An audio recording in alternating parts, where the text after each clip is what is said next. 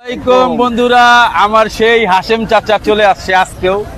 আজকে আমার জ্বালানোর জন্য আসে নাই, তো প্রত্যেকদিন তো আমার জ্বালাইতে আসে। আজকে আমার কি সুন্দর বাপ্পুতে গলা ধরে বইছি। তো আমার চাচা খুব ভালো মানুষ, হ্যাঁ, 30 বছর ধরে যা জ্বালাইছে আজকে আমার কাছে মাপ চাইছে। মাপ চাইছো?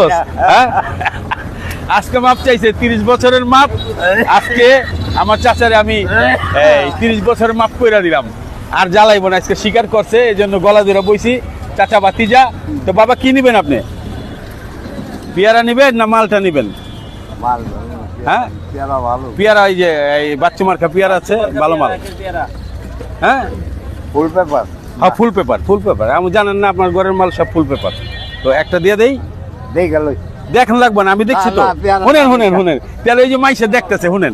আপনি যদি আমার 30 বছরের সম্পর্ক চাচা আমার মুখের কথা বিশ্বাস না করেন, আমার মাল যদি আপনার যাচাই বাছাই করে নিতে হয়, জাস্টিফাই করে নিতে হয়, তাহলে তো আমার মরণ ছাড়া এখানে ব্যবসা করার দরকার নেই।